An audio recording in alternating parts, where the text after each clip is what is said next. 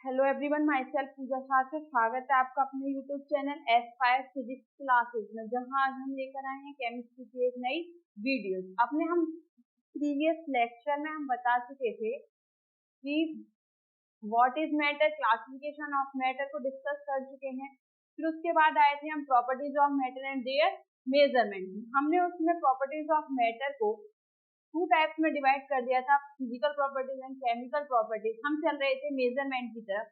Measurement में हमने जो 7 यूनिट्स है हमारी बेसिक, जो इंटरनेशनल सिस्टम ऑफ यूनिट्स ने दी हैं, उनके बारे में डिस्कस कर लिया था। हमने बता दिया था कि उनकी हेल्प से हम कितनी भी यूनिट्स को क्या ड्राइव कर सकते हैं। मेजरमेंट का ही एक अगला टॉपिक आ रहा है हमारा यूनिट कन्वर्जन। अगर हमें कोई यूनिट किलोग्राम में दी है तो हम उसे मेगाग्राम में कैसे कन्वर्ट करें, या नैनोग्राम में कैसे कन्वर्ट करें, या पिकोग्राम में कैसे कन्वर्ट करें। तो देखते हैं अपने नेक्स्ट टॉपिक की तरफ क्या है। उसके लिए हमें क्या कुछ एक टेबल होती है, उसको क्या याद करना पड़ता है। तो वो टेबल क्या है, तो prefixes used in SI system. एक साइड हम लिखेंगे प्रीफिक्स, इधर लिखेंगे सिंबल, यहां लिखेंगे पावर, कि पावर में उनकी वैल्यू कितनी है। तो पहला है हमारा टेरा। टेरा का सिंबल है small T, capital T. Power है 10 की पावर 12। 1 टेरामीटर 10 की पावर 12 के इक्वल होता है। सेकंड है हमारा गीगा। सिंबल है हमारा कैपिटल जी, 10 की पावर 9। उसके बाद आता है हमारा मेगा। सिंबल है हमारा कैपिटल एम, ये इक्वल होता है 10 की पावर 6। फिर आता है हमारा किलो। सिंबल होता है स्मॉल के और जी, 10 की पावर 3 के इक्वल। हेक्टो, स्मॉल में एच, 10 की पावर 2। फिर आता है हमारा डे का, डी ए सिंबल होता है और 10 की पावर 1 के इक्वल। और है हमारे प्रीफिक्स, यहां लिखेंगे फिर प्रीफिक्स, यहां लिखेंगे सिंबल, यहां लिखेंगे पावर। फिर उसके बाद में आता है डेसी। सिंबल होता है डी, स्मॉल में 10 की पावर -1 के इक्वल। फिर आता है सेंटी। सिंबल होता है स्मॉल में सी, इक्वल होता है 10 की पावर -2। फिर आता है मिली। सिंबल होता है हमारा स्मॉल में एम, इक्वल होता है 10 की पावर -3, जो पावर होती है। फिर आता है हमारा माइक्रो। सिंबल होता है म्यू, 10 की पावर -6। फिर आता है हमारा नैनो। सिंबल होता है स्मॉल एन, इक्वल होता है 10 की पावर -9। फिर आता है हमारा पीको। इक्वल सिंबल होता है स्मॉल में पी और सिंबल होता है 10 की पावर -12। अब देखते हैं कि हमसे कैसे कोई एक चीज यहाँ से इसमें से सीखते हैं।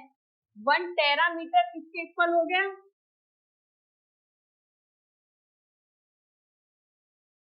10 की पावर -12 मीटर की।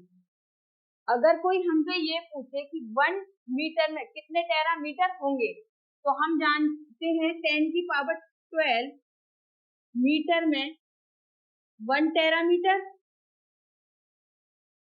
1 मीटर में 10 की पावर 1/10 की पावर 12 टेरामीटर। 1/10 की पावर 12 को क्या लिख देते हैं, 10 की पावर -12 टेरामीटर। तो 1 मीटर में कितने के इक्वल हो गया, 10 की पावर -12 टेरामीटर। अगर सेम क्वेश्चन कोई हमसे ये पूछे कि 1 नैनोग्राम कितने के इक्वल होता है, 10⁻⁻⁹ ग्राम के। अगर कोई पूछे 1 ग्राम में कितने नैनोग्राम होते हैं, तो 10 की पावर, तो हम जानते हैं 10⁻⁹ gram is equal to 1 nanogram. तो 1 gram is equal to 1/10⁻⁹ nanogram. ये किसके इक्वल हो गया, 10⁻⁻9 मेगाग्राम। 10⁻⁹ ऊपर जाएगी तो किसकी हो जाएगी, पॉजिटिव। तो 1 ग्राम इक्वल कितने के हो गया, 10⁻⁻9 नैनोग्राम। तो ये था हमारा यूनिट कन्वर्जन का। यूनिट कन्वर्ट के बाद हमारे आती हैं कुछ important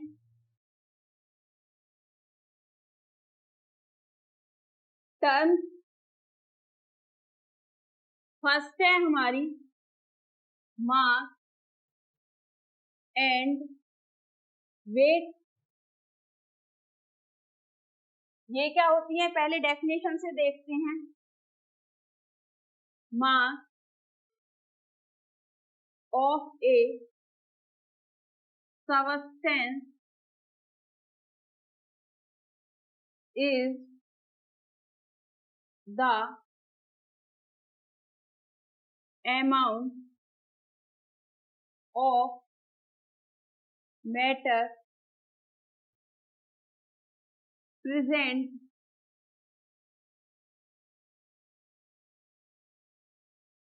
in it while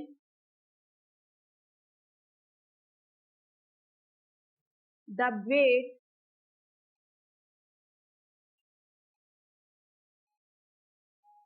is the force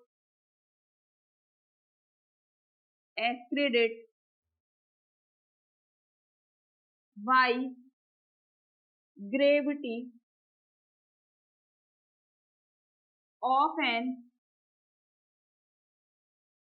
object।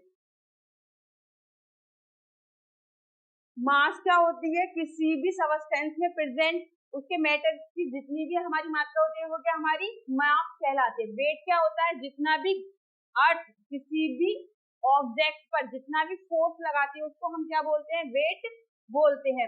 अगर यूनिट की बात करें, यूनिट ऑफ मास किलोग्राम। अगर यूनिट ऑफ न्यूटन वेट की बात करें तो न्यूटन।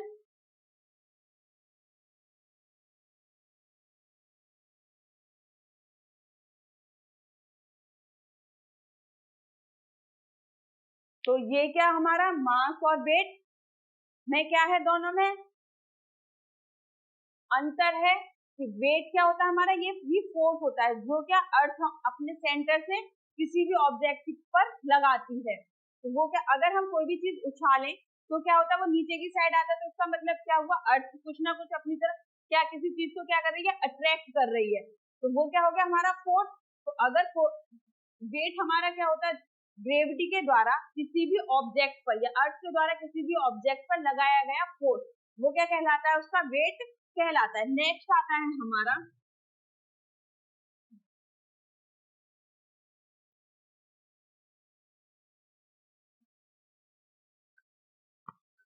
वॉल्यूम। पहले डेफिनेशन देखते हैं क्या कहती है। Volume of a substance is amount of space occupied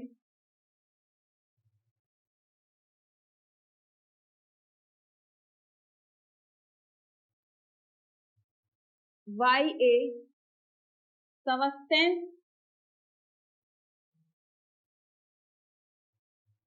वह स्पेस जो किसी एक सबस्टेंस के द्वारा क्या ऑक्युपाइड किया गया वो हमारा क्या कहलाता है, वॉल्यूम कहलाता है।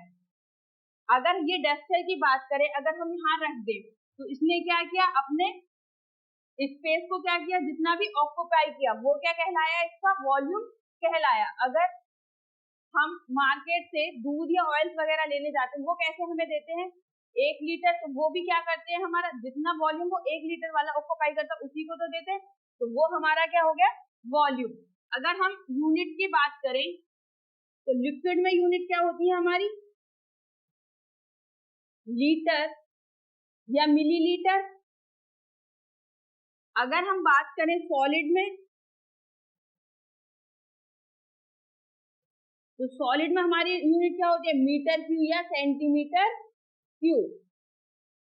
मिलीलीटर क्यूब और सेंटीमीटर क्यूब ये भी हमारी यूनिट होती है।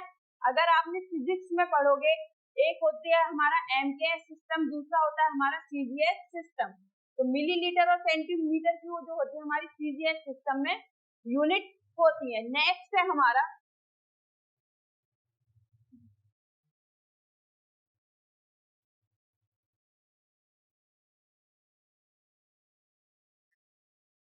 डेंसिटी। डेफिनेशन देखते हैं क्या कहती है, density of a substance is its amount of mass per unit volume. वह मास की अमाउंट जो उसमें यूनिट वॉल्यूम में क्या है, प्रेजेंट है, वो क्या कहलाती है, हमारी डेंसिटी। डेंसिटी बराबर क्या होता है हमारा, मास अपॉन वॉल्यूम। अगर यूनिट की बात करें तो क्या हो जाएगी, मास की यूनिट किलोग्राम, वॉल्यूम की यूनिट क्या हो गई, लीटर। तो हमारी डेंसिटी की यूनिट क्या बन गई, किलोग्राम पर लीटर। नेक्स्ट है हमारा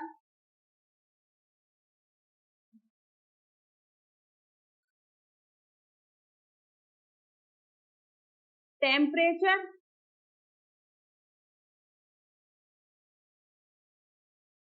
टेम्परेचर मेजर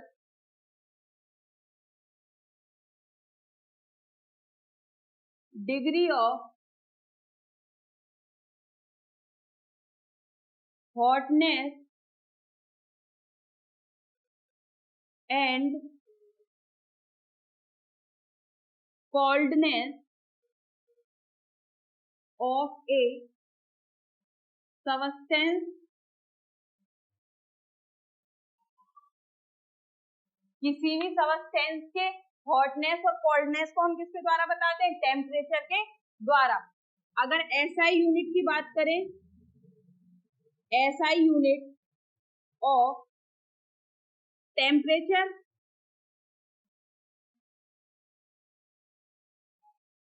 तो क्या होती है हमारी, केल्विन। अदर यूनिट्स आपने सुनी होंगी, डिग्री सेल्सियस, फॉरेनहाइट। अगर यहाँ पर एक क्वेश्चन अगर हमसे ये पूछा जाता है, अगर हमको क्या केल्विन, अगर टेम्परेचर हमको केल्विन में दे रखा है तो उसको डिग्री सेल्सियस में कैसे कन्वर्ट करें, convert temperature kelvin to Celsius या सेल्सियस टू केल्विन। तो हमारा क्या है, टेम्परेचर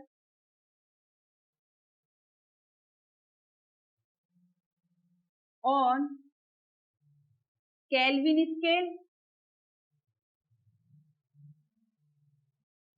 जितना भी टेम्परेचर होगा केल्विन स्केल का हम उसको क्या यहाँ लिख लेंगे, बराबर टेम्परेचर